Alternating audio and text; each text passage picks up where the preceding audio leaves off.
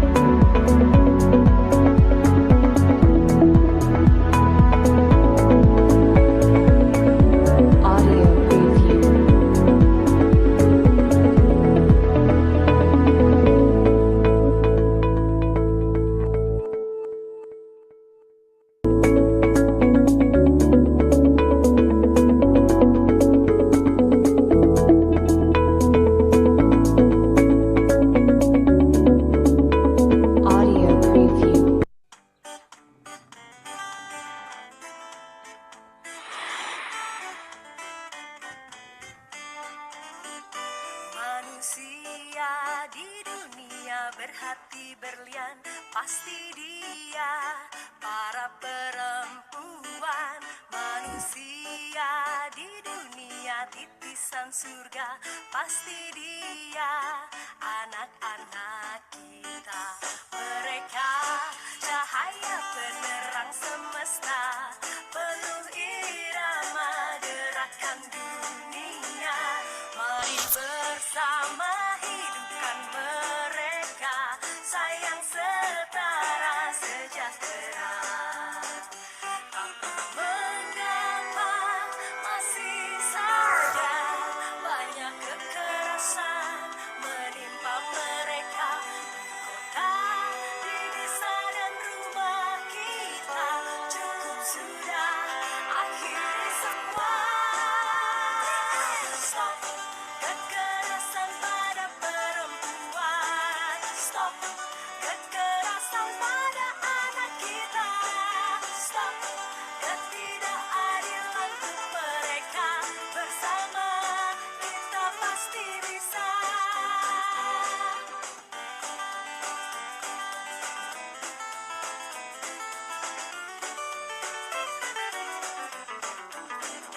Manusia di dunia berhati berlian, pasti dia.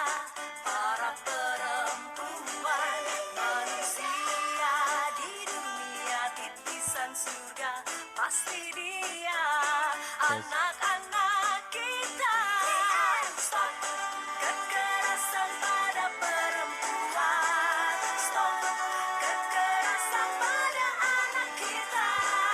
Stop ketidakadilan untuk mereka. Bersama kita pasti bisa. Stop kekerasan pada perempuan. Stop kekerasan pada anak kita. Stop ketidakadilan untuk mereka. Bersama kita pasti bisa. La la la, perempuan bahagia. La la la, anak-anak ceria. La la la, semua bahagia menuju Indonesia hebat.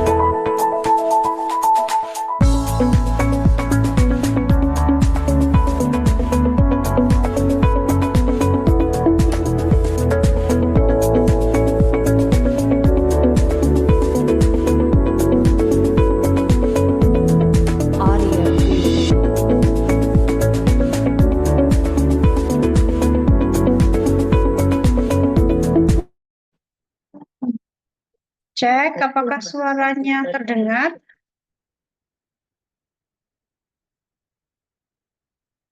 Terdengar ya Mbak Rizka ya? Bu Sisil, halo Bu Sisil. Halo, siap Sudah siap. dengar? Iya, Pak. Si cek dulu. Ya, terima kasih banyak.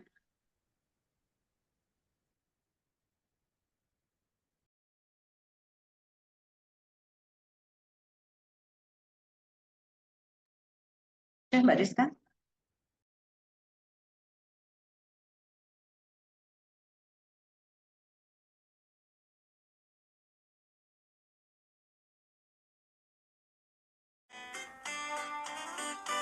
Manusia di dunia berhati berlian, pasti dia para perempuan. Manusia di dunia titisan surga, pasti dia anak-anak kita. Mereka cahaya penerang semesta, penuh irama gerakan dunia. Mari bersama hidupkan mereka, sayang setara sejahtera.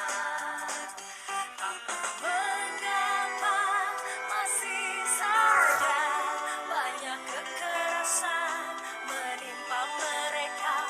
Kota, di desa dan rumah kita, cukup sudah, akhiri semua.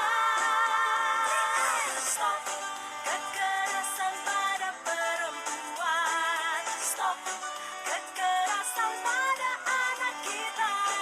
Stop ketidakadilan untuk mereka. Bersama kita pasti bisa.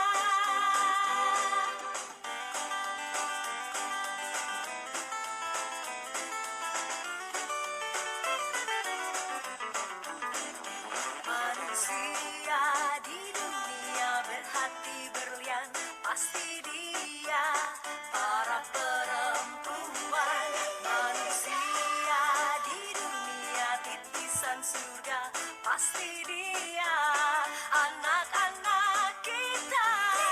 Stop kekerasan pada perempuan. Stop kekerasan pada anak kita.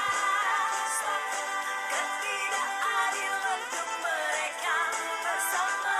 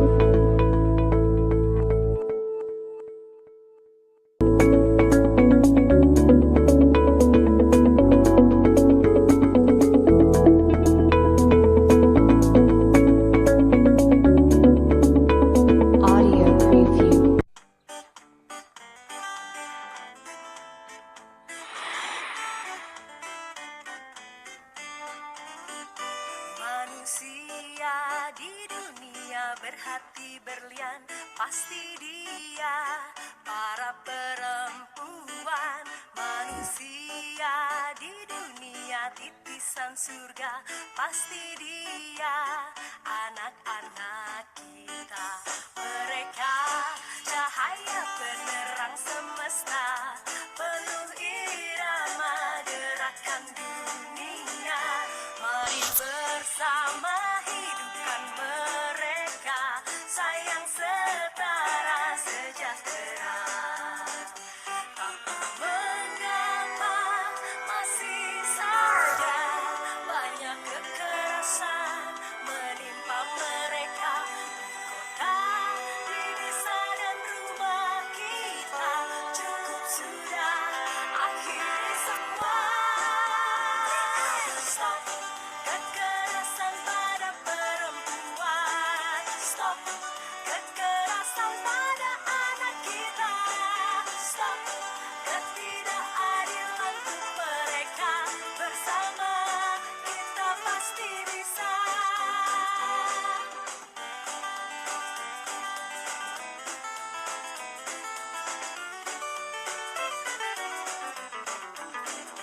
Manusia di dunia berhati berlian, pasti dia.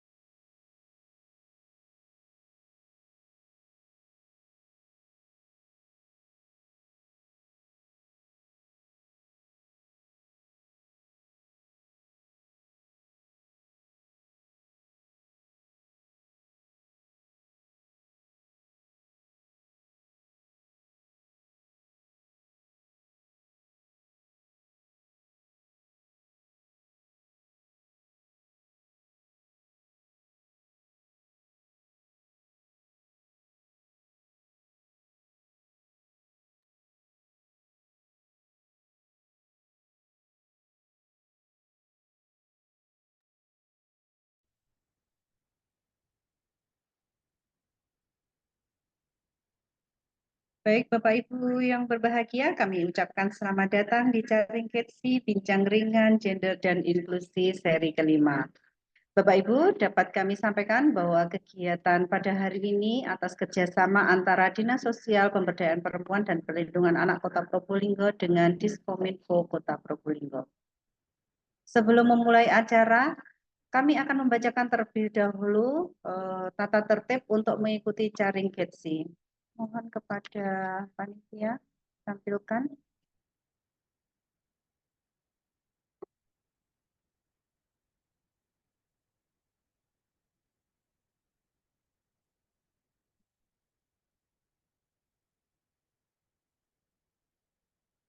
Tata tertib Jaring Ketsi seri kelima, yaitu peserta yang bergabung pada aplikasi Zoom diharapkan mengaktifkan kamera, menonaktifkan suara, dan menggunakan virtual background yang telah disediakan.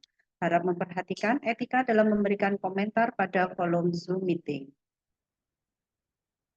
Link daftar hadir, materi, serta sertifikat akan diberikan menjelang acara berakhir. E-sertifikat akan diproses 5 hari kerja setelah pelaksanaan webinar dan dapat diunduh melalui link yang telah disediakan oleh panitia pada kolom chat.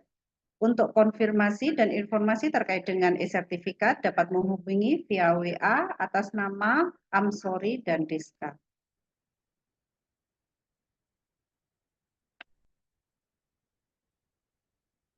Baik, kita akan mulai kegiatan pada pagi hari ini. Assalamualaikum warahmatullahi wabarakatuh. Selamat pagi dan salam sejahtera bagi kita semua. Yang terhormat Ibu Sekretaris Dinas Sosial Pemberdayaan Perempuan dan Perlindungan Anak Kota Probolinggo, Ibu Dr. Lucia Aries Yulianti, SSTP MM. Selamat pagi Ibu Lucy. Selamat pagi Mbak Rati. Terima kasih. Kemudian yang kami hormati narasumber Jaring Ketsi seri kelima, yaitu Ibu Sisilia Krista Bening, STM Engineering. Selamat pagi Ibu Sisilia. Selamat pagi, Mbak Rati. Dan juga yang kami hormati Ibu Kepala Bidang Pemberdayaan Perempuan pada Dinas Sosial Pemberdayaan Perempuan dan Perlindungan Anak Kota Probolinggo. Selamat pagi Ibu Eka Pujianti. Selamat pagi, Mbak Rati. Baik, serta seluruh acara yang mengikuti Jaring Ketsi kelima. Untuk mengawali acara, marilah kita sejenak mendengarkan lagu Indonesia Raya. Untuk itu, Bapak Ibu dimohon dalam posisi duduk sempurna.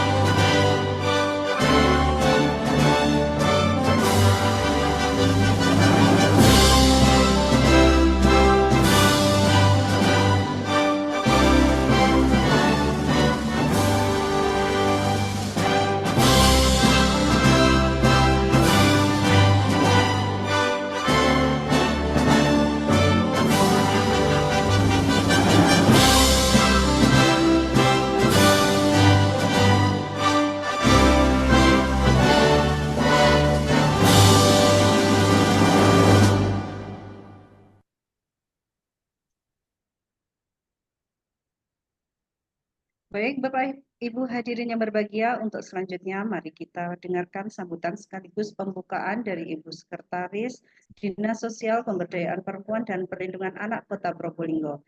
Yang terhormat Ibu Dr. Lucia Aries Yulianti, SSTP MM. Silakan. Iya, terima kasih. Yang terhormat Ibu narasumber, Ibu Sisil. Yang saya hormati MC setia kita ini sampai Caringget sesi kelima ini Mbak Rate. Serta Bapak Ibu peserta Caringget Bincang Ringan Gender dan Sosial Inklusi seri 5 yang berbahagia dan mungkin berada di tempat masing-masing dalam keadaan yang semoga dalam keadaan yang sehat walafiat. Assalamualaikum warahmatullahi wabarakatuh. Waalaikumsalam warahmatullahi wabarakatuh. Bapak Ibu sekalian, puji syukur kehadirat Allah Subhanahu wa taala kita dapat bersama dalam kegiatan di pagi hari yang cerah ini dalam keadaan sehat walafiat. Tentunya kami berharap Bapak Ibu yang tadi sudah menjawab salam segera dilunasi hutang-hutangnya ya, dan segera tercapai cita-citanya. Pagi hari ini kita akan berbincang ringan masalah bagaimana sih penanganan kekerasan terhadap perempuan dan anak. Bapak Ibu sekalian, kekerasan terhadap perempuan dan anak tentunya kalau menurut data-data yang kita miliki semua, utamanya untuk pemerintah Kota Probolinggo, seperti kita ketahui bersama, kekerasan yang paling tinggi tentunya adalah kekerasan yang bersifat fisik ya, walaupun antara fisik kemudian kekerasan bersifat psikis maupun kekerasan yang lainnya, yaitu mungkin penelantaran, mungkin juga eksploitasi, atau yang paling tinggi untuk kondisi wilayah se-Indonesia yang saat ini lagi ngetren, yaitu kekerasan berbasis online. Karena kekerasan berbasis online ini harus kita waspadai bersama karena korbannya terluka tapi tidak ada darahnya, jadi tidak kelihatan. Tahu-tahu dalam kondisi yang sudah parah dan kita ketahui dalam kondisi terlambat. Misalnya banyaknya kasus korban kekerasan berbasis online yang melakukan bunuh diri tentunya. Pemerintah Kota Probolinggo secara masif, secara konsisten melakukan advokasi, kemudian sosialisasi, pendampingan, penanganan, sampai dengan rehabilitasi terhadap tentunya korban, pelaku maupun saksi utamanya yang memang masih dalam usia anak-anak. Bapak Ibu sekalian, kita bersama mengharapkan, kami selaku pemerintah Kota Probolinggo mengharapkan peran aktif dari panjenengan semua untuk bersama-sama menanggulangi 3K ya, kemiskinan, kekerasan, dan K yang terakhir adalah kebodohan. Karena memutus mata rantai dari 3K ini akan menciptakan generasi penerus yang sangat bisa kita banggakan di masa depan. Dan mereka semua adalah aset bagi negara kita. Bapak Ibu sekalian, tentunya dengan program dan kegiatan pemerintah Kota Probolinggo, kami tidak bisa bekerja sendiri. Sinergi dan kolaborasi dari panjenengan semua, utamanya Bapak Ibu yang setiap hari berkecimpung dan memiliki anak-anak di sekitarnya. Seperti Bapak Ibu yang sehari-harinya selaku tenaga pendidik maupun tenaga kependidikan. Sesuai dengan amanat Permendikbudristek 46 tahun 2023, di mana setiap satuan pendidikan juga wajib ya melakukan pencegahan, penanganan, sampai penanggulangan kekerasan yang terjadi di satuan pendidikan. Nah, hari ini kita akan didampingi Ibu Sisil selaku Kepala UPTD PPA Kota Probolinggo yang akan membersamai panjenengan semua bagaimana sih mengimplementasikan isi dari Permendikbudristek ini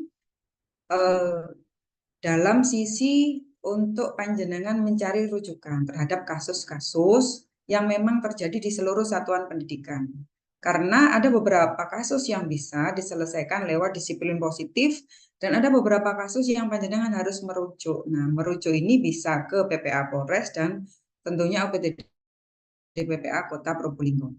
Dan untuk panjenengan yang Bapak Ibu yang bekerja di tingkat kecamatan, kelurahan maupun stakeholder lainnya yang ada di OPD, pemerintah Kota Probolinggo telah memiliki jaringan perlindungan perempuan anak yang tersebar di 29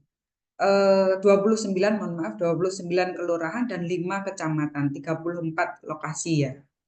Bapak Ibu sekalian bisa menggunakan PATBN Perlindungan Anak Terpadu Berbasis Masyarakat yang ada di 34 lokasi itu yaitu 5 kecamatan dan 29 kelurahan.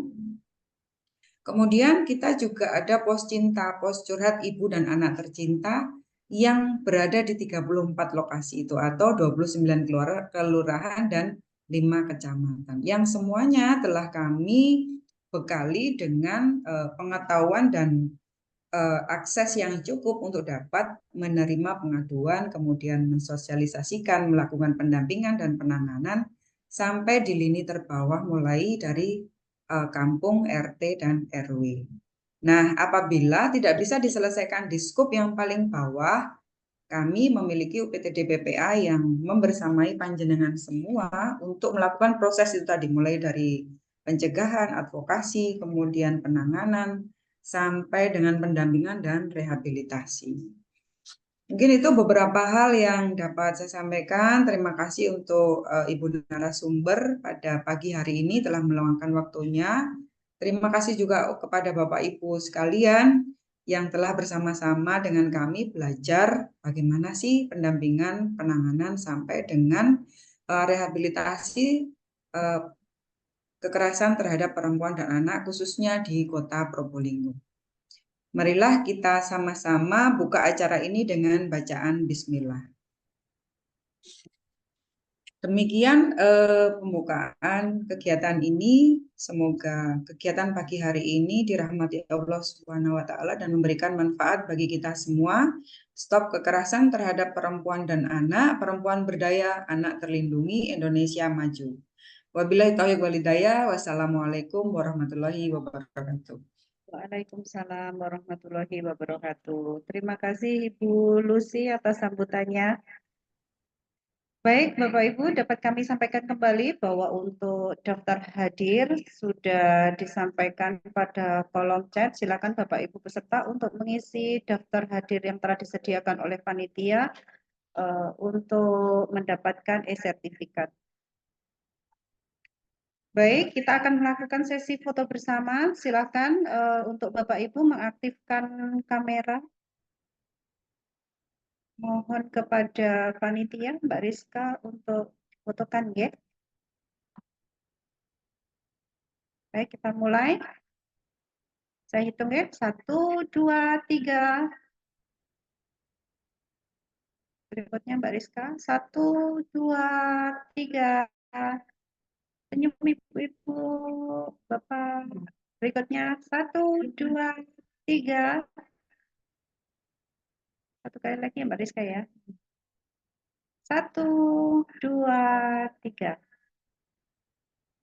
Baik, terima kasih. Selanjutnya kita akan masuk pada sesi paparan dan diskusi jaring GETSI seri kelima.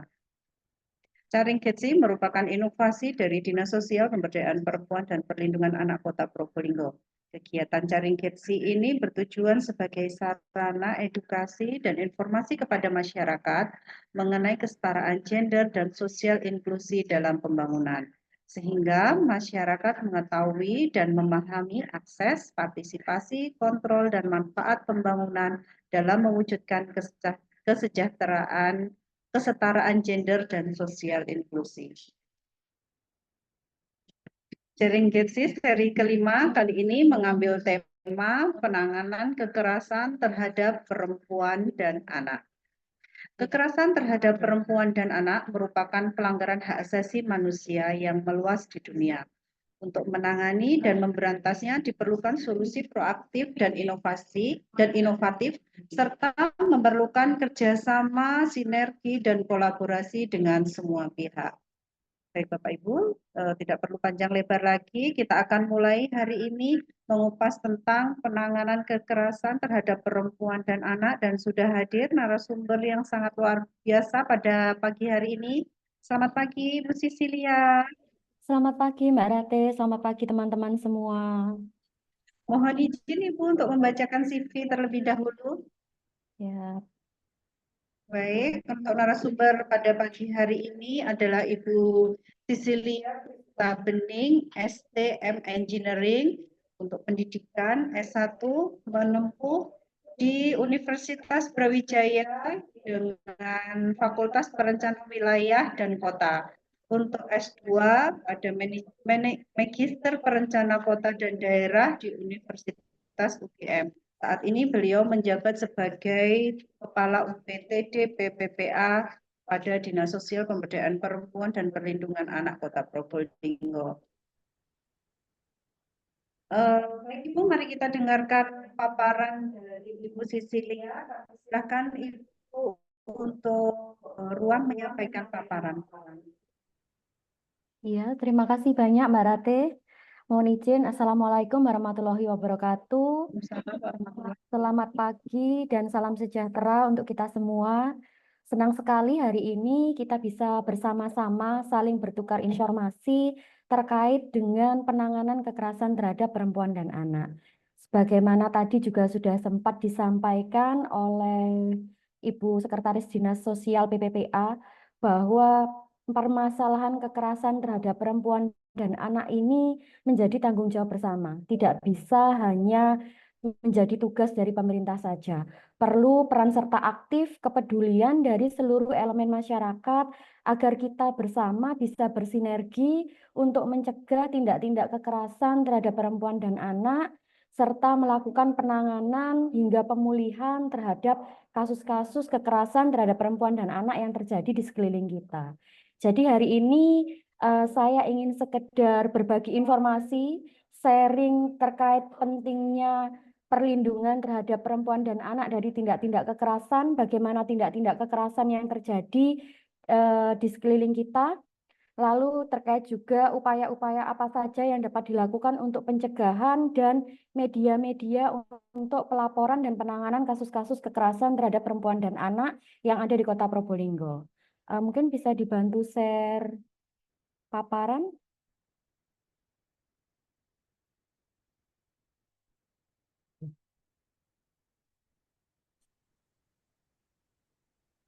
Lanjut. Bisa dilanjut, Mbak? Ya. Jadi yang pertama, mungkin kami ingin menyampaikan terlebih dahulu. Mungkin bagi Bapak Ibu sekalian, yang baik dari unsur pemerintah ataupun masyarakat, ada yang awam dengan perlindungan perempuan dan anak, dengan kekerasan terhadap perempuan dan anak. Sebenarnya kenapa kok penting untuk digembar-gemborkan terkait usaha sinergi bersama untuk mengatasi permasalahan kekerasan terhadap perempuan dan anak. Jadi di awal ini saya ingin coba memberikan beberapa kolase dari hasil penelitian-penelitian terhadap kekerasan terhadap perempuan dan anak. Jadi yang pertama terkait dengan kekerasan terhadap perempuan. Kalau dari hasil penelitian yang dilakukan oleh WHO dan BPS, ini terdapat data bahwa 1 dari 3 perempuan ini mengalami kekerasan, baik itu kekerasan fisik maupun kekerasan psikis. Selain itu juga ternyata hasil dari penelitian dari WHO bahwa perempuan-perempuan yang tinggal di negara berpenghasilan rendah dan menengah ini cenderung lebih beresiko untuk mengalami kekerasan baik secara fisik, psikis maupun seksual, dan yang melakukan justru dari pasangan mereka sendiri. Di mana untuk negara dengan penghasilan rendah dan menengah ini 1 dari 4 perempuan ini ternyata menjadi korban kekerasan. Lalu fakta yang lain adalah bahwa 42,7% perempuan yang belum menikah, berarti termasuk dengan perempuan pada usia anak-anak, ini pernah mengalami kekerasan. Dengan kekerasan yang paling besar ternyata adalah 34,4% berasal dari kekerasan dengan kategori kekerasan seksual. Otomatis ini memberikan gambaran betapa beresiko perempuan di lingkungan sekitar kita untuk menghadapi kasus-kasus kekerasan. Lanjut, Mbak. Ya, lalu bagaimana dengan kekerasan terhadap anak-anak? Jadi, kalau berdasarkan hasil penelitian yang sempat dirilis oleh Kementerian PPPA, bahwa kekerasan terhadap anak-anak, khususnya yang berusia 13-17 tahun, ini walaupun yang kita tangani bersama, kategori anak-anak yang kita tangani ini adalah yang berusia 0 sampai dengan 18 tahun. Yang dirilis adalah terkait dengan kekerasan fisik. Jadi 1 dari 4 anak laki-laki dan 1 dari 7 anak perempuan ini pernah mengalami tindak-tindak kekerasan fisik. Berarti di sini anak laki-laki lebih berpotensi untuk mengalami kekerasan fisik. Lalu dari sisi kekerasan seksual, 1 dari 12 anak laki-laki dan 1 dari 19 anak perempuan mengalami kekerasan seksual. Berarti bahwa tingkat kekerasan fisik lebih besar peluangnya terjadi dibandingkan kekerasan seksual, tetapi ternyata fenomena yang ada, kekerasan seksual ini tidak hanya beresiko terhadap anak-anak dengan gender jenis kelamin perempuan. Anak laki-laki pun juga rawan untuk mengalami tindak-tindak kekerasan seksual. Lalu dari sisi kekerasan emosional, 1 dari anak laki-laki, 8 anak laki-laki, dan 1 dari 9 anak perempuan ini pernah mengalami kekerasan emosional.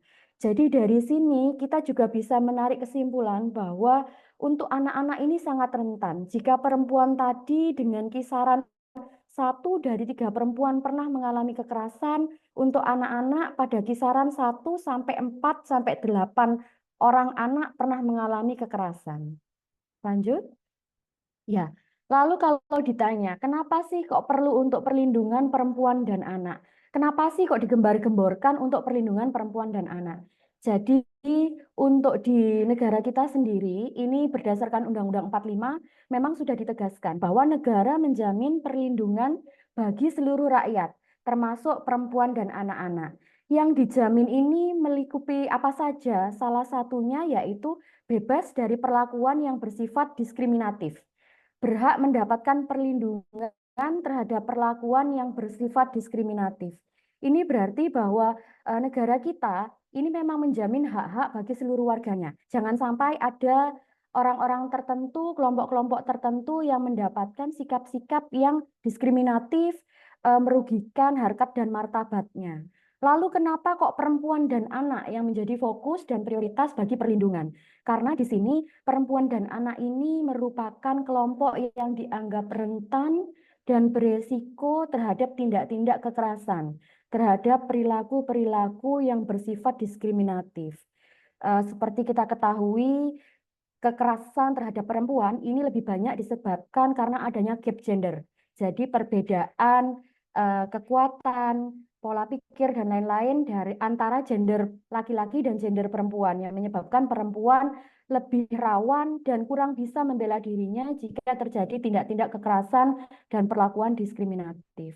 Itu pun juga pasti berlaku bagi anak-anak, karena anak-anak yang belum mencapai usia dewasa secara fisik, secara pemikiran atau psikis, mereka belum dapat membela dirinya sendiri, belum dapat berpikir secara matang untuk memikirkan tindakan-tindakan yang harus diambil ketika mereka mendapatkan perlakuan-perlakuan yang bersifat melanggar hak asasi mereka atau bersifat diskriminatif.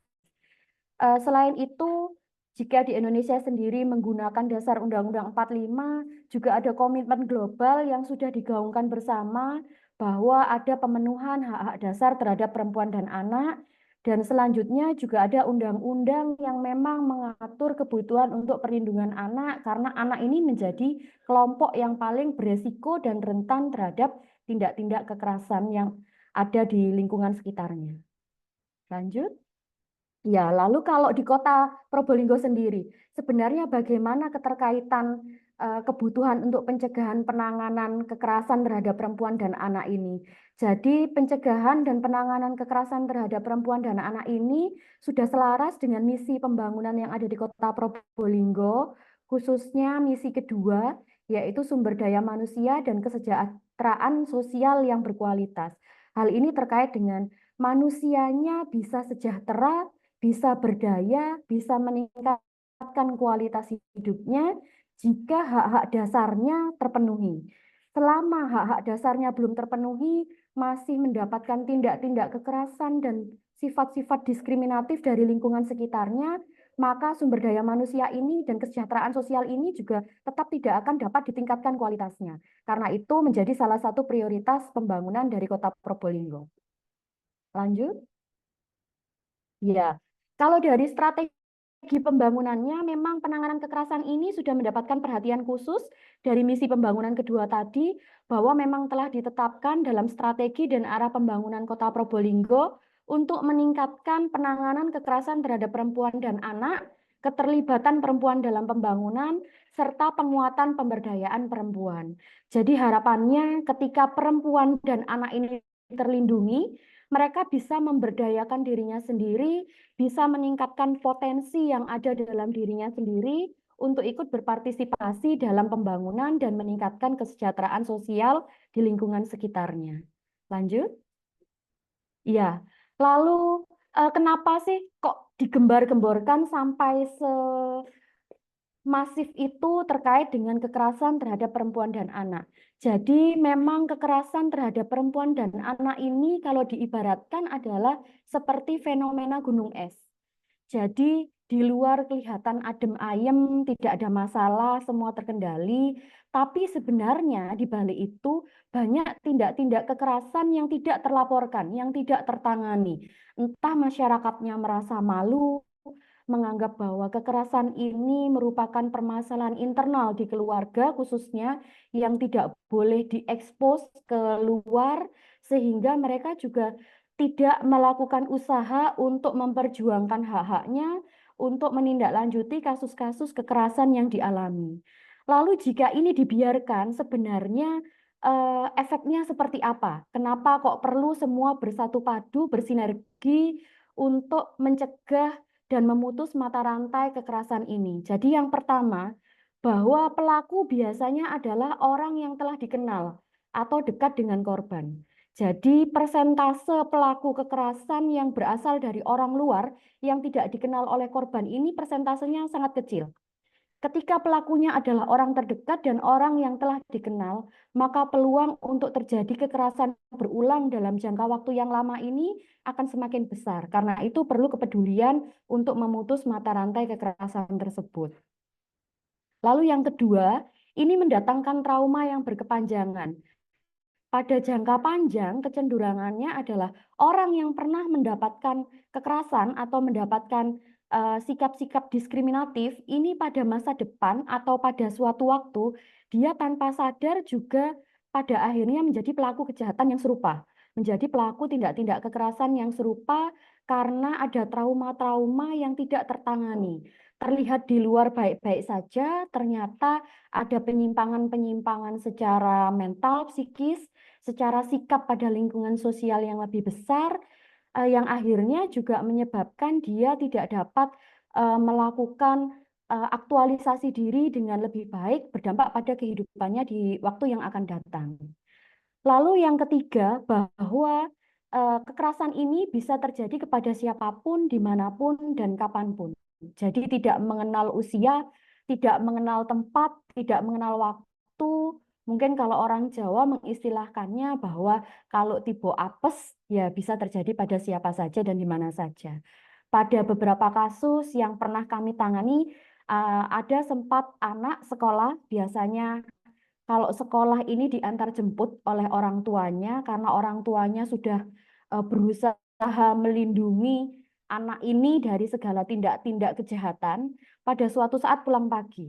Pulang pagi, delalah anak ini juga tidak berusaha untuk menghubungi orang tuanya, merasa, oh rumahku dekat, saya tak jalan kaki aja pulang ke rumah. Jalan kaki, tiba-tiba di tengah jalan dipaksa orang tidak dikenal.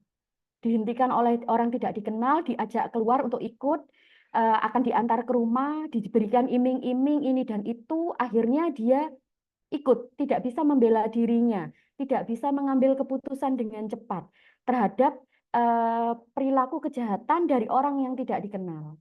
Jadi ini bisa terjadi kepada siapapun. Walaupun kita sudah berusaha melindungi anak kita, berusaha melindungi diri kita dengan baik, belum tentu juga kita tidak mendapatkan perilaku kekerasan dari orang yang tidak dikenal. Lalu selanjutnya bisa jadi juga merupakan bagian dari kejahatan yang serius. Kejahatan yang serius ini seperti apa? Jadi misalkan pergaulan anak sekarang melalui media massa, melalui media online, Facebook, WA, Instagram, dan lain-lain. Jadi kami juga pernah menangani anak yang dia mendapatkan pelecehan seksual. Setelah ditelaah kami dampingi, ternyata dia itu memiliki grup yang berasal dari pertemanan di Facebook yang awalnya hanya saling komunikasi di media sosial, ternyata selanjutnya mengajak bertemu dan ternyata grup ini sudah disisipi. Anak SD ikut di grup ini, ternyata bagian dari kejahatan narkoba, minuman beralkohol, dan sudah kondisi tidak sadar, dia dimanfaatkan dan mendapat tindak-tindak pelecehan seksual. Bisa jadi juga kejahatan serius yang terkait dengan TPPO, tindak pidana perdagangan orang. Ini yang perlu diwaspadai bersama. Banyak modus, banyak kejahatan di sekitar kita yang perlu diwaspadai karena menjadi bagian dari kejahatan yang bersifat serius dari ranah hukum. Lanjut. Ya, lalu seperti apa gambaran umum kasus kekerasan terhadap perempuan dan anak?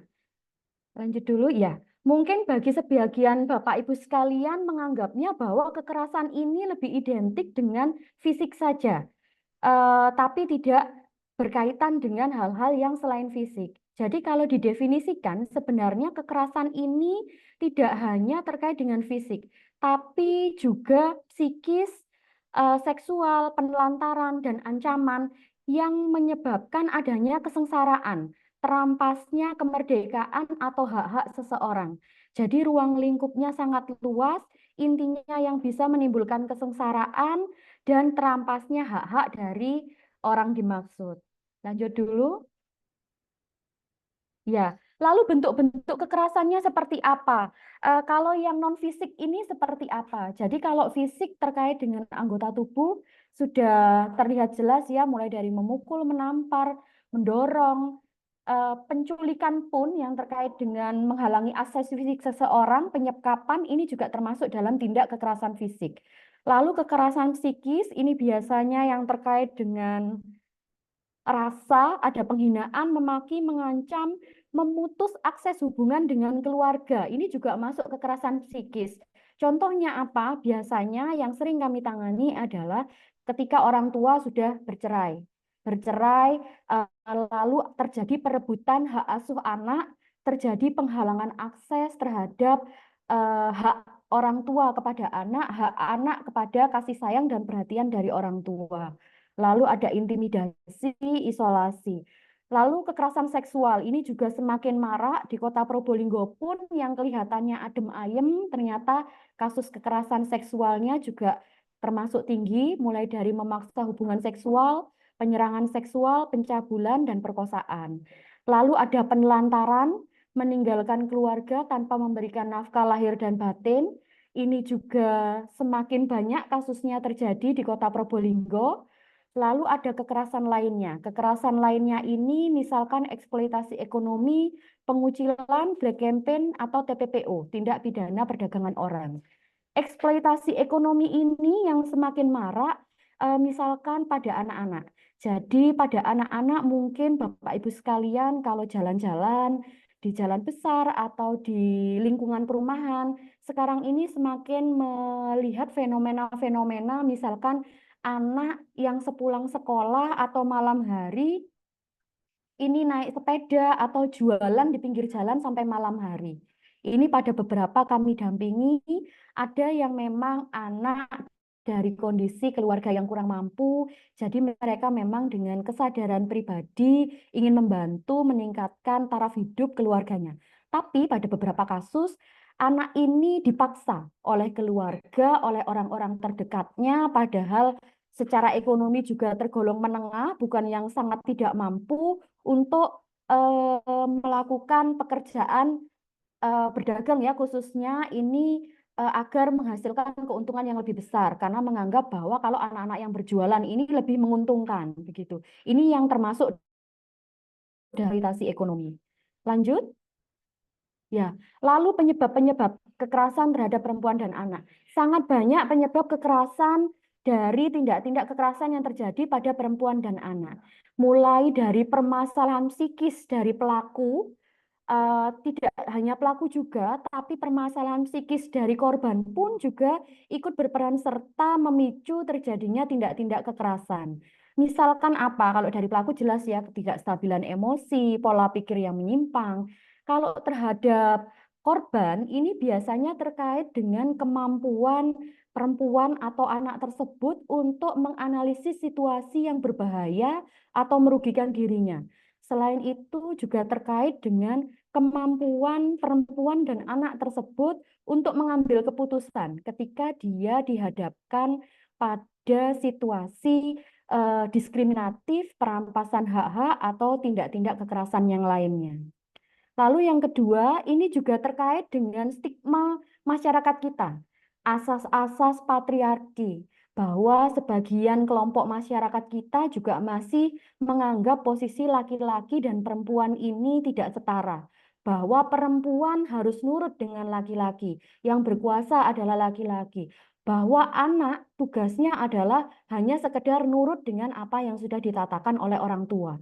Jadi tidak memposisikan kesetaraan gender di masyarakat. Lalu yang ketiga, persepsi kekerasan dalam rumah tangga, yang ini biasanya dianggap sebagai aib sehingga tidak perlu untuk ditangani, tidak perlu untuk dibahas, untuk dirujuk dan mendapatkan hak-haknya. Yang keempat terkait dengan faktor ekonomi. Yang kelima, media sosial. Seperti disampaikan oleh Bu Sekdis tadi, bahwa media sosial ini juga mendapatkan memberikan dampak yang sangat besar, khususnya bagi anak-anak. Ketika anak-anak belum bisa menelaah tayangan-tayangan atau informasi yang ada di media sosial. Ketika orang dewasa pun tidak dapat memaknai media sosial ini dengan baik dan benar, justru memberikan tindakan-tindakan kekerasan atau pelecehan melalui ranah media sosial. Atau mungkin dalam konteks eksploitasi ekonomi, memanfaatkan media sosial untuk menipu.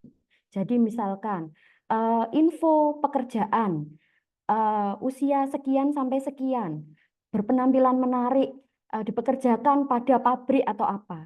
Ketika dia sudah jauh-jauh ke sana, ternyata terjerat TPPO, diperdagangkan. Ternyata yang diperjanjikan sebagai pekerjaan yang memberikan income ekonomi untuk memperbaiki kualitas keluarga, ternyata terjaring pada jaringan prostitusi dan lain-lain.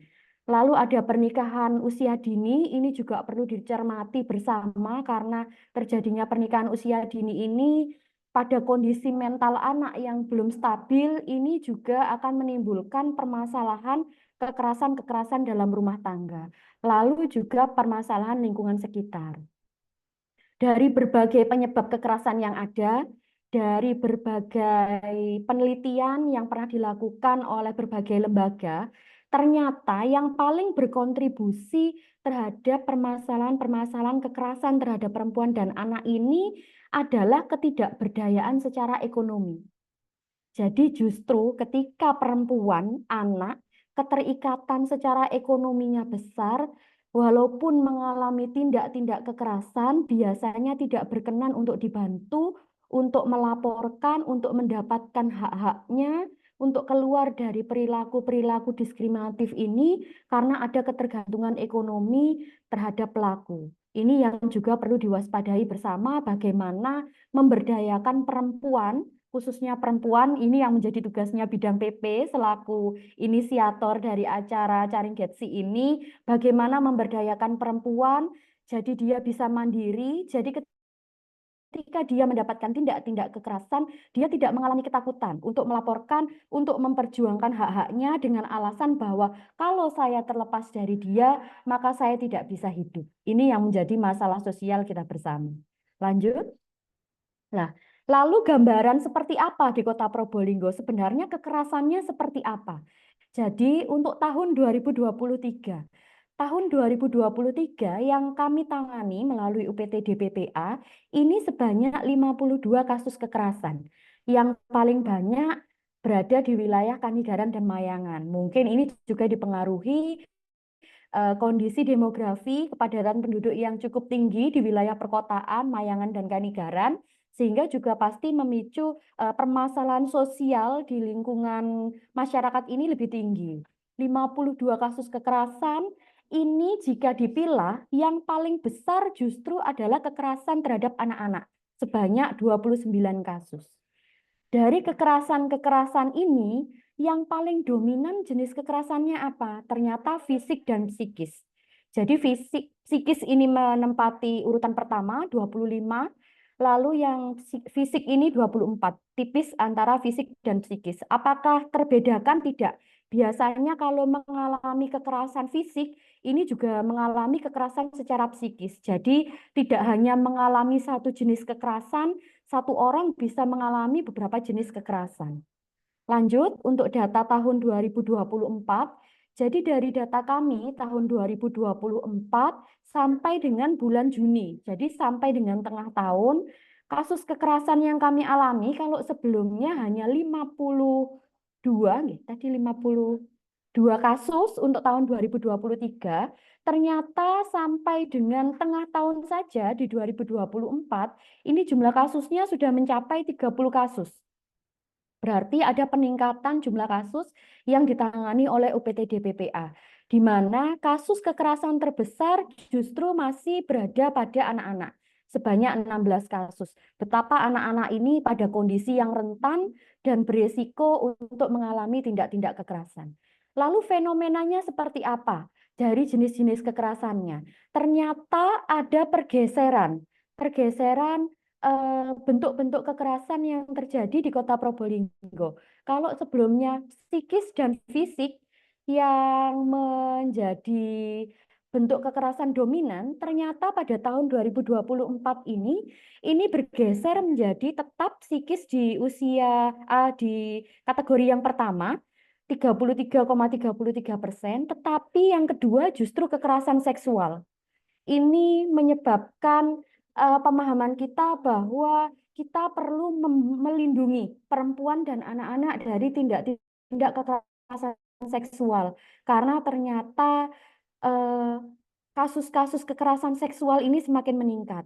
Tapi belum tentu juga bahwa kasusnya di masyarakat benar-benar meningkat yang signifikan. Bisa jadi kesadaran masyarakat kita di Kota Probolinggo sudah semakin tinggi, sosialisasinya sudah semakin masif, aware untuk melaporkan tindak-tindak kekerasan yang terjadi di sekelilingnya. Jadi bukan berarti ini rapot merah untuk Kota Probolinggo, berarti kinerja kasusnya semakin meningkat, belum tentu. Jadi tingkat kesadaran untuk pelaporan kasus juga berpengaruh terhadap data kasus yang ditangani oleh Dinsos PPPA. Lalu bagaimana dengan tren kasus yang berhadapan dengan hukum? Jadi dari sebanyak 30 kasus ini, 13 kasus yang kami dampingi adalah kasus yang berhadapan dengan hukum, dengan 6 kasus anak berhadapan dengan hukum. Nanti coba akan kami jelaskan kekerasan, kira-kira gambarannya seperti apa, kira-kira diberi seperti apa. Lalu untuk pelaku kekerasannya tetap bahwa keluarga dan orang terdekat ini menjadi dominasi pelaku kekerasan yang terjadi di Kota Probolinggo. Lanjut. Ya, lalu seperti disampaikan di awal tadi sudah disinggung oleh Ibu Sekretaris Dinas Sosial PPPA bahwa pencegahan dan penanganan kasus kekerasan ini tidak bisa hanya dilakukan oleh pemerintah. Jadi perlu sinergi dan peran serta dari berbagai elemen masyarakat. Di Kota Probolinggo ini sendiri sudah banyak kader-kader masyarakat yang dibentuk untuk menangani dan mencegah kasus-kasus kekerasan terhadap perempuan dan anak, mulai dari PATBM, Pos Cinta, ada kelompok-kelompok kelurahan, kampung ramah anak yang diharapkan aware terhadap permasalahan-permasalahan. Tetapi ini pun tidak bisa jika masyarakat person by person juga tidak memiliki empati dan kepedulian yang sama. Jadi harus membangun persepsi yang sama bahwa permasalahan kekerasan ini adalah tanggung jawab bersama. Perlu untuk kepedulian dan sinergi peran dari berbagai pihak. Jadi bukan hanya tanggung jawab pemerintah saja. Wilayah Kota Probolinggo masih kota, tapi wilayahnya juga cukup luas. Kami juga tidak bisa memantau satu persatu permasalahan yang ada di masyarakat. Karena itu perlu peran serta semua pihak untuk dapat melaporkan dan ikut menangani kasus-kasus yang ada di sekeliling kita. Lanjut. Nah, lalu ini, bagaimana usaha-usaha untuk pencegahan kekerasan terhadap perempuan dan anak? Ada beberapa hal yang mungkin bisa dititik beratkan, bagaimana masyarakat bisa berperan serta untuk mencegah terjadinya kekerasan. Yang pertama, pemberian kesempatan dan pengambilan keputusan pada perempuan. Kenapa ini menjadi penting? Seperti sempat saya sampaikan tadi di awal, bahwa kadang tanpa disadari perempuan ini kurang berdaya. Jadi terlalu menggantungkan diri pada pihak-pihak lain, pada gap gender tertentu, yaitu laki-laki, untuk mengambil keputusan. Ketika akhirnya terjadi permasalahan, terjadi sikap-sikap yang bersifat diskriminatif dan melanggar hak-hak asasi dari pribadi tersebut, mereka tidak terbiasa untuk mengambil keputusan, tidak bisa menentukan saya harus berbuat apa dalam kondisi seperti ini. Mereka kurang bisa merespon dan menganalisis bahwa situasi ini berbahaya bagi saya, bahwa situasi ini melanggar hak-hak pribadi saya, bahwa kalau saya mempertahankan situasi ini, saya akan dirugikan dari sisi A, B, C, D. Dia tidak terbiasa mengambil keputusan untuk menentukan yang terbaik bagi dirinya, untuk memperjuangkan hak-haknya. Karena itu kami juga mengkampanyekan agar perempuan-perempuan ini diberikan kesempatan yang seluas-luasnya untuk berpartisipasi dalam kelompok-kelompok yang ada dan mengambil keputusan. Lalu yang kedua, mendorong terciptanya relasi yang aman dan nyaman. Jadi jangan sampai ada tindakan-tindakan diskriminatif di sekitar kita, tapi ada pembiaran. Tidak menciptakan lingkungan yang aman dan nyaman bagi semua kelompok masyarakat, sehingga mendorong pembiaran terhadap kasus-kasus kekerasan yang ada. Selanjutnya, mendorong perempuan untuk menempati posisi strategis. Ini juga terkait juga dengan pengambilan keputusan itu tadi, memberikan porsi lebih untuk perempuan untuk berperan serta dalam lingkup sosial yang lebih besar. Lalu bagaimana perempuan berdiri untuk perempuan. Jadi ketika perempuan berdiri pada posisi-posisi strategis di kelompok-kelompok atau organisasi kemasyarakatan, maka mereka juga bisa memperjuangkan hak-hak kelompoknya. Permasalahan-permasalahan terhadap kaum perempuan, terhadap gap gender antara laki-laki dan perempuan yang harus diatasi bersama, yang harus difokuskan bersama, dikampanyekan bersama-sama. Lalu selanjutnya mendorong kerjasama yang kuat antara perempuan dan pemerintah, karena itu tadi pemerintah tidak dapat bekerja sendiri, perlu peran aktif dari berbagai pihak. Kami harapkan seperti slogannya, perempuan berdiri untuk perempuan. Perempuan ini juga berpartisipasi untuk mengatasi permasalahan-permasalahan dengan bermitra dengan pemerintah. Lalu mendorong perempuan untuk berperan dalam perdamaian dan kekerasan. Bagi perempuan yang pernah mendapatkan perilaku-perilaku kekerasan, mendapatkan perilaku diskriminatif, kami harap sebagai penyitas juga dapat mengkampanyekan untuk anti kekerasan terhadap perempuan dan anak. Lalu selanjutnya mendorong perempuan untuk ikut serta dalam pencegahan intoleransi. Seperti yang saya sampaikan tadi, tidak semua kelompok masyarakat kita memahami. Masih ada kelompok-kelompok yang berpegang teguh pada asas-asas patriarki. Bahwa perempuan ya tugasnya hanya menurut dan apa kata lelaki. Ini yang perlu kampanyekan bersama untuk kesetaraan gender, untuk mencegah adanya gap gender yang bisa mendorong pada permasalahan kekerasan terhadap perempuan dan anak. Lalu mendorong perempuan untuk ikut berperan serta dalam pencegahan perdagangan perempuan dan anak serta perkawinan usia anak. Seperti saya sampaikan tadi, semakin tinggi angka perkawinan usia anak, maka akan semakin menimbun bom waktu untuk permasalahan-permasalahan kekerasan terhadap perempuan dan anak di kemudian hari.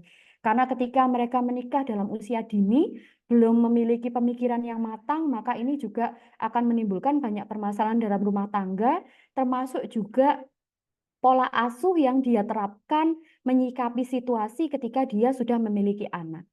Dan yang digaungkan adalah bahwa perempuan dan anak adalah bagian dari kita. Kita perlu bersama-sama menjaga perempuan dan anak di sekitar kita, sama seperti kita menjaga diri kita sendiri. Jadi jangan sampai ada tindakan-tindakan yang bersifat diskriminatif terhadap perempuan dan anak. Lanjut. Lalu itu tadi kalau belum terjadi kasus-kasus kekerasan, bagaimana mencegah kekerasan terhadap perempuan dan anak. Ketika sudah terjadi kekerasan terhadap perempuan dan anak, apa yang harus kita lakukan? Jadi prinsipnya ada 3, lihat, dengar, dan rujuk.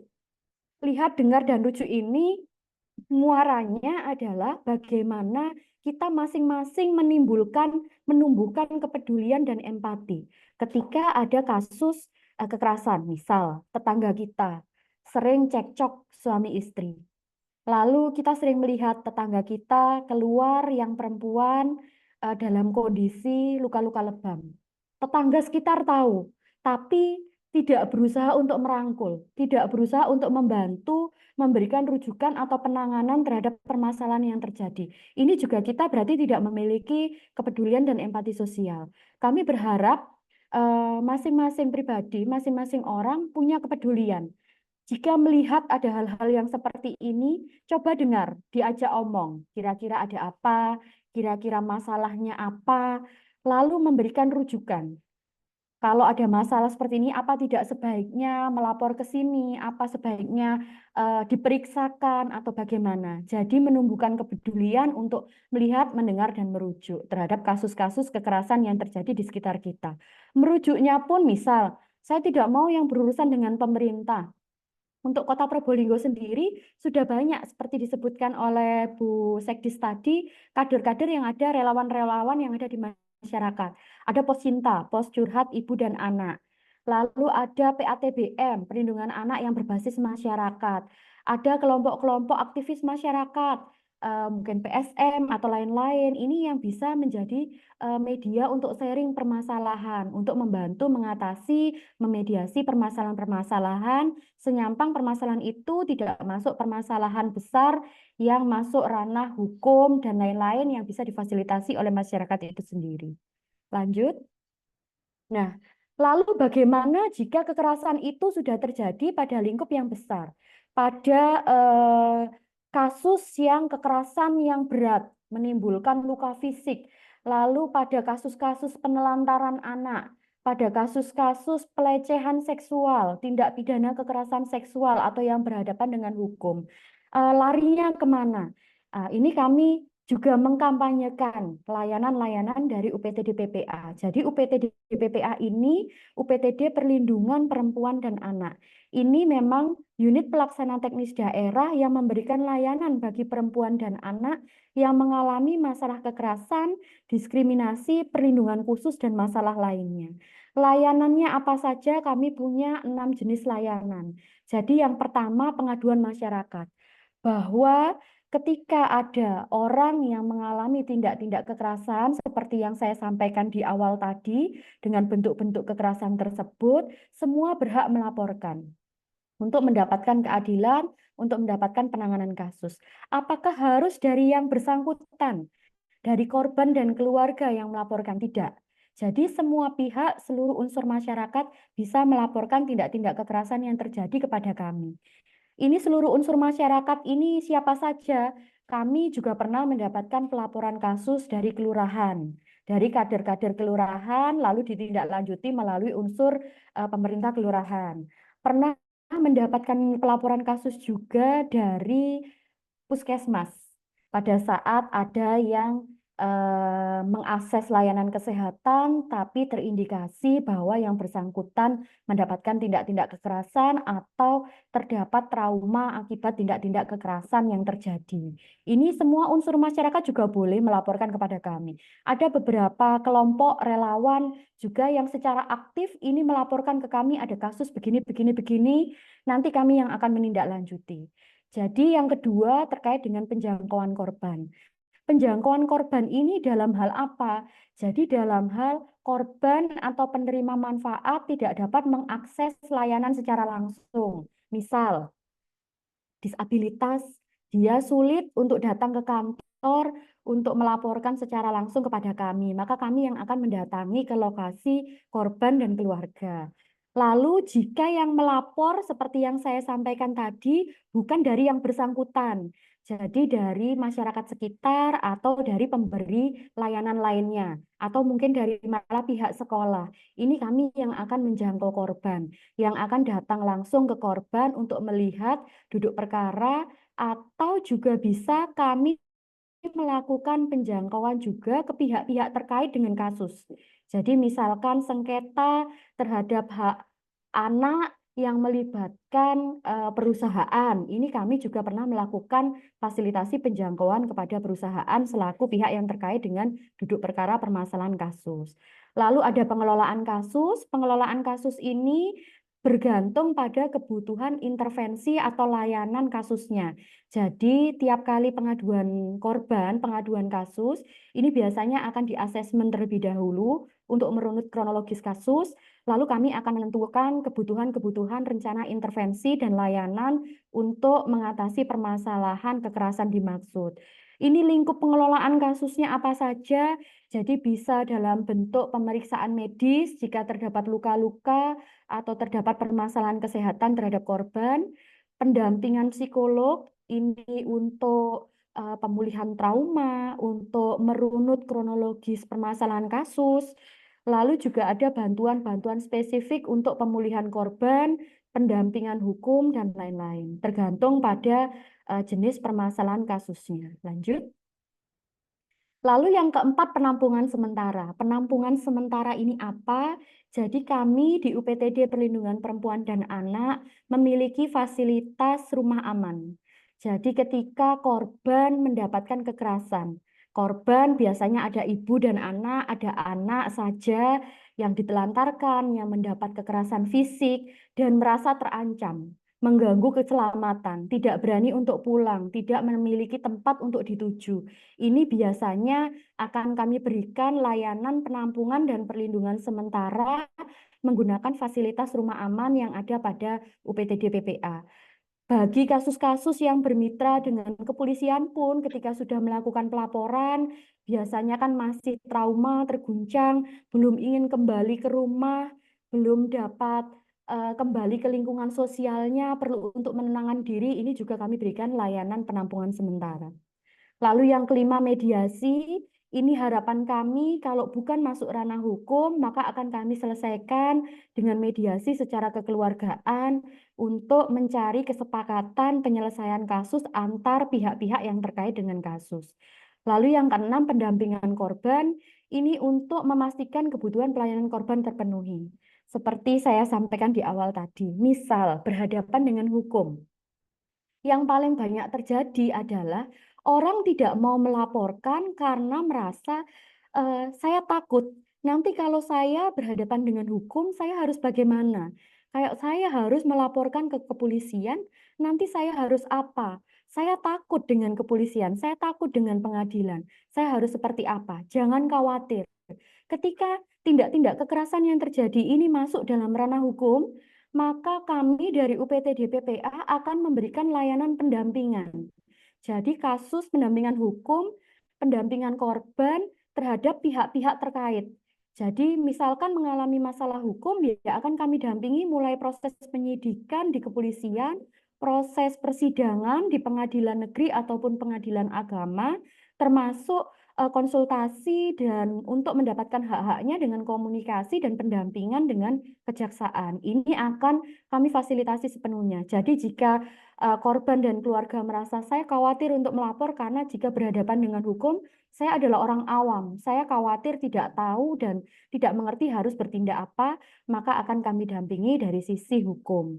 Mungkin seperti itu untuk layanan-layanan yang ada di UPTD PPA terkait dengan kasus-kasus kekerasan terhadap perempuan dan anak. Lanjut. Selain UPTD PPA, pada Dinsos PPPA ini juga ada layanan Puspaga, Pusat Pembelajaran Keluarga. Ini juga bermitra dengan kami untuk pencegahan kekerasan terhadap perempuan dan anak. Di Puspaga ini ada layanan yang satu pintu. Jadi ada konselor, terapis, psikolog, dia membantu untuk memberikan advokasi, memberikan asesmen, melakukan pendampingan terhadap permasalahan-permasalahan keluarga. Bagaimana pola asuh, bagaimana untuk mengatasi permasalahan terhadap anak. Ini dalam hal belum terjadi tindak-tindak kekerasan terhadap perempuan dan anak. Ini bisa memanfaatkan layanan dari Puspaga untuk mengakses usaha untuk mencegah kekerasan terhadap perempuan dan anak. Bisa sharing dengan konselor dan psikolog yang ada di Puspaga untuk permasalahan-permasalahan dan pola asuh yang bisa berpotensi untuk menimbulkan tindak-tindak kekerasan atau permasalahan ke keluarga yang lain. Lanjut. Mungkin itu saja yang dapat kami sampaikan dalam sesi sharing kita hari ini. Yang ingin kita kampanyekan adalah stop kekerasan terhadap perempuan dan anak. Dan bahwa kepedulian dan keterlibatan dari Bapak Ibu sekalian ikut membantu menentukan keselamatan dari mereka-mereka perempuan dan anak yang mendapatkan perlakuan diskriminatif, mendapatkan tindak kekerasan dan terlanggar hak-hak asasinya. Mungkin itu saja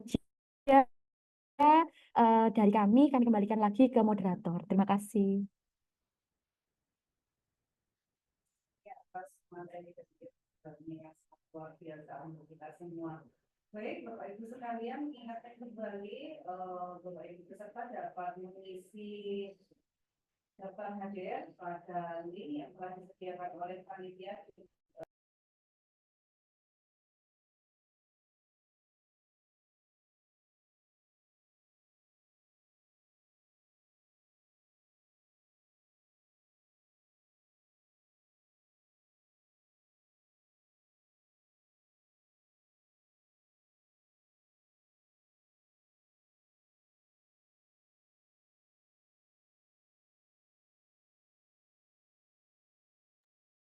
Maaf sekali. Baik, terima kasih Ibu Sisilia atas materi dan ilmu baru yang telah disampaikan sangat luar biasa untuk kami semua, dan kami mengingatkan kepada Bapak Ibu sekalian peserta webinar pada kali ini untuk mengisi daftar hadir yang telah disediakan oleh panitia pada kolom chat, dan juga kami mengingatkan kembali untuk materi dan sertifikat dapat diunduh pada link yang telah disediakan yang sama oleh panitia. Baik, kita akan memasuki pada sesi tanya jawab, diskusi dan tanya jawab kepada Bapak Ibu semua. Apabila ingin bertanya, silakan untuk raise hand atau menulis pada kolom chat. Mungkin untuk memulai, Bu Sisilia, membuka tanya jawab pada Caring Ketsi kali ini, pada materi kali ini mungkin. Baiklah, sebelum saya bertanya, mungkin ada pertanyaan dari peserta yang ada di kolom chat. Dari Nurul, dari PAUD PNF. Izin bertanya, langkah-langkah apa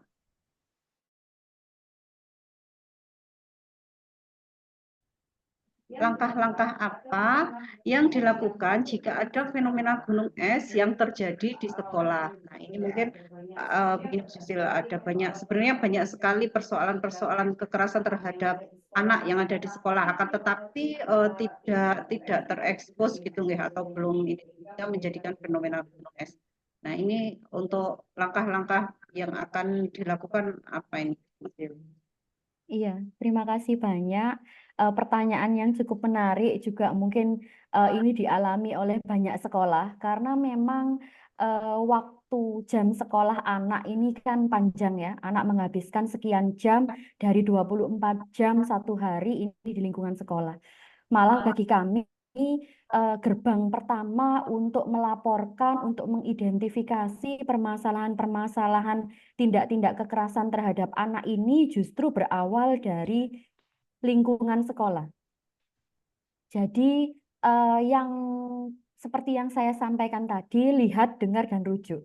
Jadi yang banyak kami dampingi dari beberapa sekolah, ini pihak sekolah secara proaktif ini membangun jejaring dengan siswa-siswa untuk mengidentifikasi siswa-siswa yang bermasalah atau siswa-siswa yang memang pada saat jam belajar mengajar, pada saat jam sekolah ini menunjukkan tanda-tanda bahwa dia mengalami permasalahan.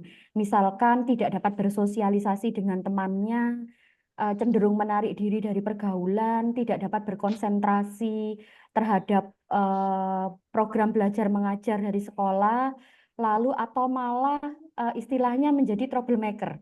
Jadi terdapat permasalahan eh, yang terbawa dari rumah, tidak dapat dilampiaskan, dia melampiaskannya di lingkungan sekolah dengan mungkin mencari perhatian, menjahili atau melakukan tindak-tindak kekerasan kepada temannya.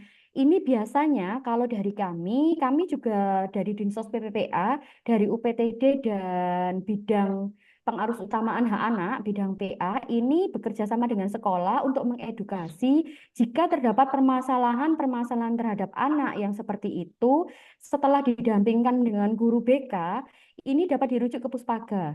Jadi melalui Puspaga dulu untuk diasesmen sebenarnya titik pangkal permasalahannya apa.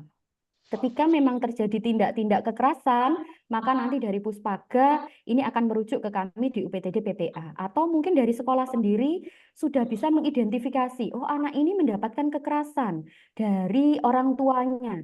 Dia sering ke sekolah dalam kondisi terdapat bekas-bekas luka. Atau yang pernah kami alami terjadi, ini sekolah mengidentifikasi bahwa anak ini ditelantarkan oleh orang tuanya. Jadi orang tuanya berpisah, anak ditinggal begitu saja hanya dikoskan di salah satu tempat kos tanpa pengawasan dari orang dewasa. Jadi anak tidak dapat mengikuti proses pembelajaran dengan baik atau anak cenderung diam karena banyak permasalahan kekerasan di rumah yang mengakibatkan dia berperilaku negatif di sekolah. Memang sudah terjadi tindak kekerasan yang sudah langsung teridentifikasi sebagai bentuk kekerasan, monggo langsung dilaporkan kepada kami di UPTD PPA. Jadi kami beralamat ada di Jalan Yosudarso nomor 1 di belakang Masjid Al Hidayah. Monggo kalau dari pihak sekolah bermitra ada permasalahan-permasalahan yang teridentifikasi di sekolah untuk dapat dilaporkan dan kami fasilitasi langsung untuk penanganan kekerasan. Nanti kami juga akan tetap berkoordinasi dengan Puspaga yang memang memiliki spesifikasi layanan untuk pendampingan anak gitu. Dan itu dulu. Baik, terima kasih Bu Sisil atas jawabannya. Bagaimana Bu Nurul? Semoga sudah puas nggih dengan jawaban dari Bu Sisil. Sekarang begini Bu Sisil, saya ada beberapa ini nggih. Seperti yang telah disampaikan tadi oleh Bu Sisil bahwa sekarang ini kekerasan terhadap perempuan dan anak ini sangat marak sekali dan jenis kekerasannya pun sekarang ini sudah sangat beraneka ragam. Nah, permasalahannya adalah yang beberapa terjadi kepada masyarakat kita pada saat melihat ada kasus kekerasan seperti itu, biasanya mereka itu bilangnya hanya gini, Mbak, itu kan bukan urusan kita, itu kan urusan masing-masing pribadi. Nggak mau kita ikut campur dengan seperti itu kan gitu. Nanti pas kita yang kena juga, terus pas dibilangin juga ngapain tetangga ikut campur, ikut urusan orang lain, julid gitu. Nah, untuk menghadapi yang semacam ini, sikapnya harusnya bagaimana, Bu Sisil? Iya, siap. Memang ini juga menjadi permasalahan apa ya? Tidak terangkumnya seluruh korban-korban kekerasan ini untuk mendapatkan layanan dan hak-hak untuk pemulihan korban. Jadi masih ada stigma di masyarakat yang menganggap bahwa permasalahan kekerasan atau permasalahan khususnya yang kekerasan dalam rumah tangga ini aib, bahwa ini merupakan masalah keluarga yang tidak boleh dibuka di publik, tidak boleh dilaporkan. Bahkan tetangga pun, orang terdekat pun, ya itu tadi, semacam kalau orang Jawa bilangnya ewuh pakai ewuh ya, mau Ya. melaporkan nanti salah, nanti saya kena buntutnya juga. Tapi mari kita bersama-sama mencoba menumbuhkan empati sosial. Bagaimana jika terjadi kekerasan berulang yang pada akhirnya membahayakan nyawa dari yang bersangkutan? Bagaimana akhirnya jika kekerasan itu yang sudah nyata-nyata terjadi di lingkup rumah tangga itu dan diketahui oleh lingkungan sekitar dibiarkan menimbulkan trauma berat kepada ibu dan anak. Jadi pernah terjadi ada kekerasan dalam rumah tangga dilaporkan yang perempuan nuwun sewu sampai mengalami gangguan jiwa akibat mendapatkan kekerasan psikis yang terjadi bertahun-tahun dan dia tidak bisa mengeluarkan emosi yang tertahan, tidak mendapatkan fasilitasi untuk penanganan permasalahan sehingga trauma berat dan berdampak pada dia tidak berdaya. Dia mengalami gangguan kejiwaan.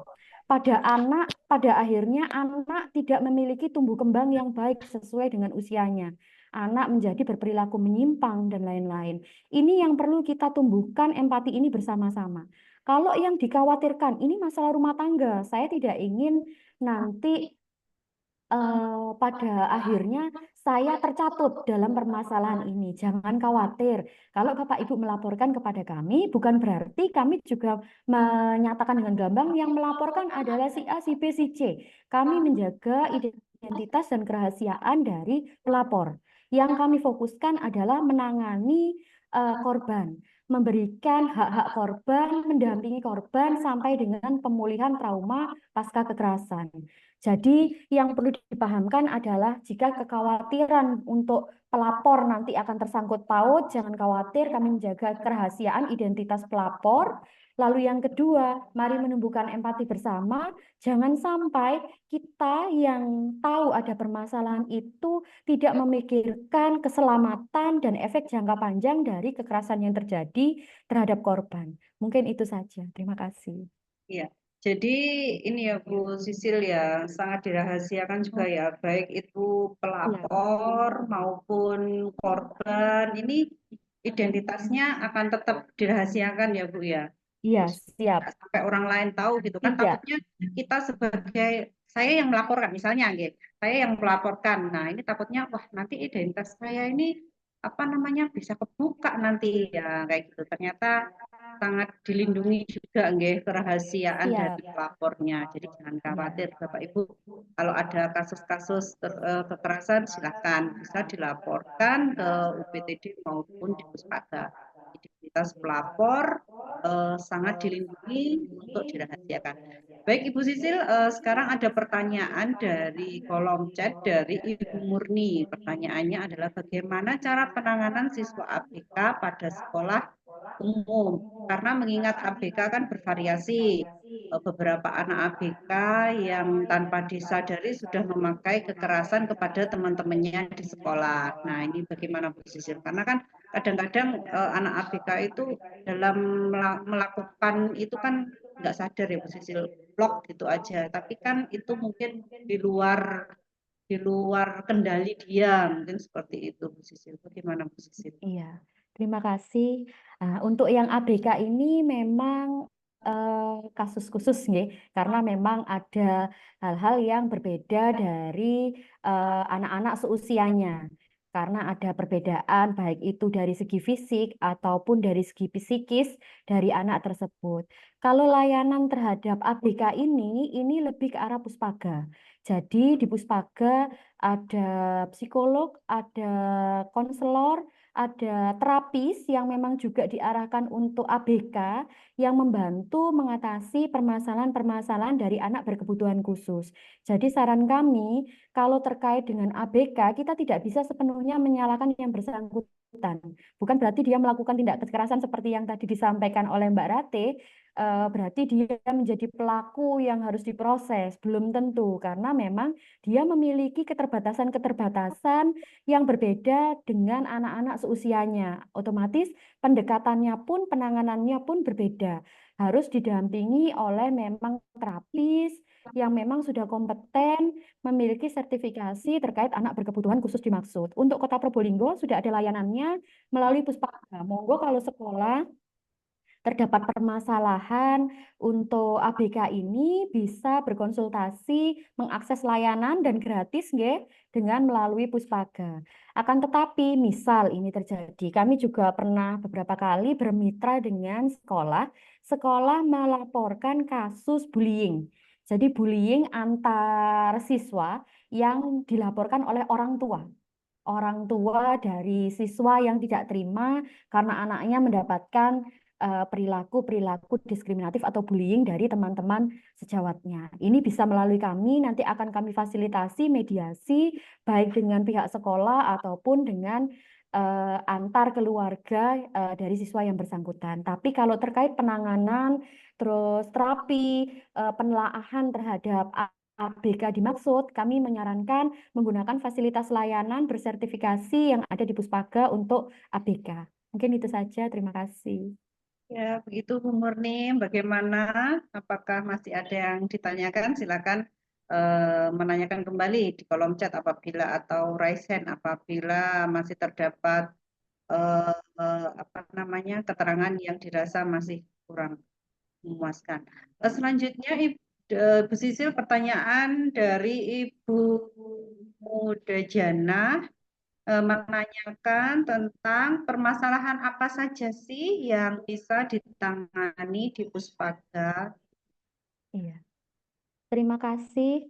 Mungkin ini tadi ya, kita berada di satu pintu, tapi kita punya fokus layanan yang berbeda antara UPTD PPA dengan Puspaga. Jadi kalau di UPTD, jika sudah menjadi kasus kekerasan, maka akan ditangani melalui UPTD. Jika belum menjadi kasus kekerasan, maka ditangani melalui Puspaga. Puspaga ini beberapa layanannya seperti apa, yang bisa diakses apa.